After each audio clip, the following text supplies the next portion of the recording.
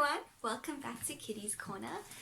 If I sound or look a little bit funny today, that's because I'm not feeling 100% well. But I'm still gonna read you a story. But just quickly before we start, I wanted to show you my Bible. So just a little bit of information about this Bible. It's super special because I got this Bible from my grandparents, who are now both in heaven, on the day that I was baptized, and that would have been giving away my age, the 4th of December 1993. So most of you weren't even thought of yet, but it's okay.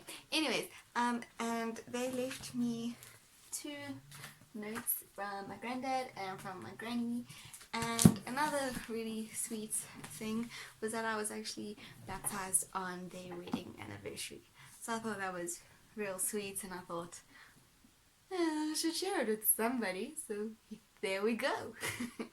Okay, so let's get into it. Samson the Strong, a special baby.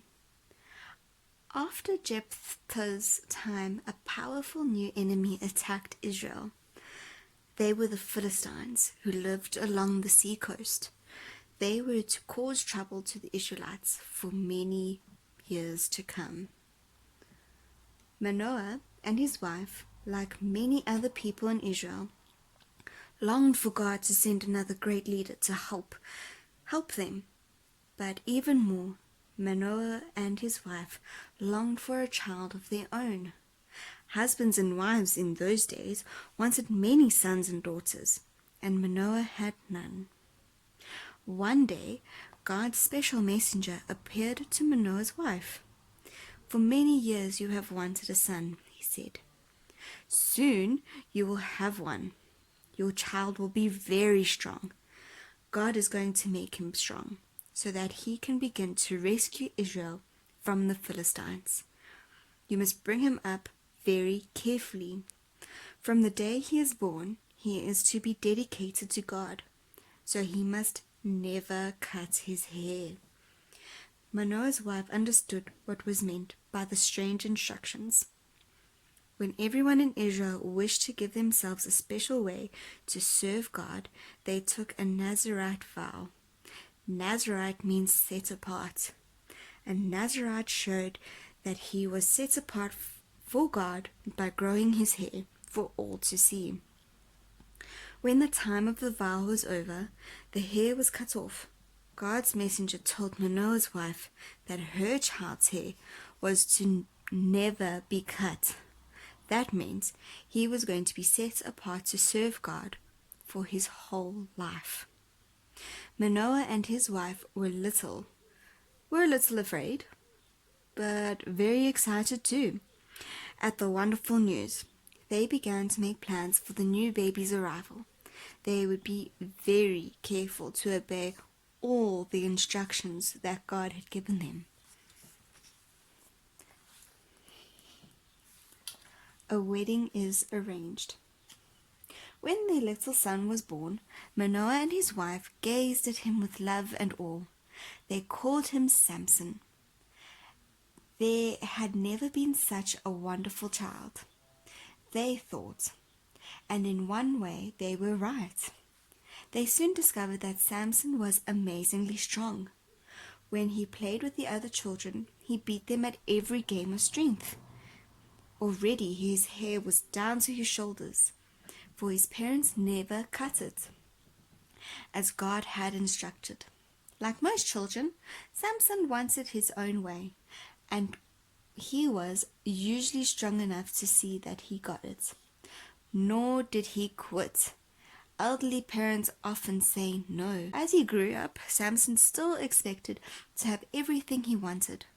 One day he saw a pretty girl and decided to marry her.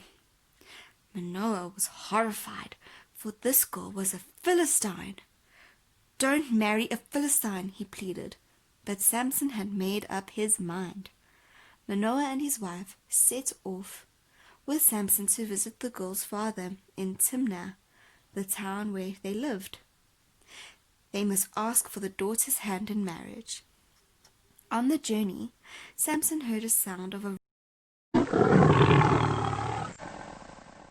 roaring nearby. He quietly went to investigate the noise.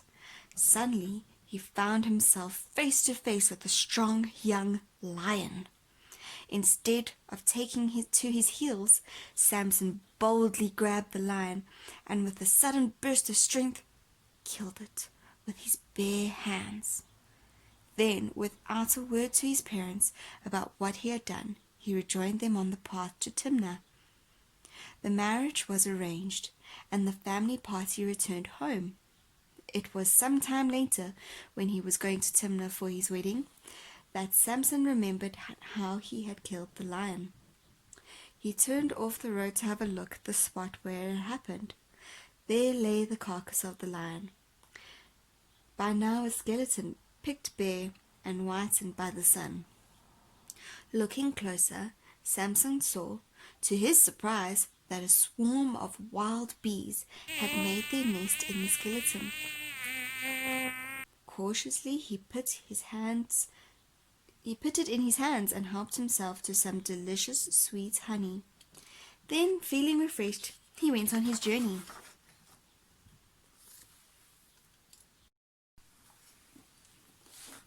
When I see you guys again, I shall finish the story. But for now, stay safe. Bye.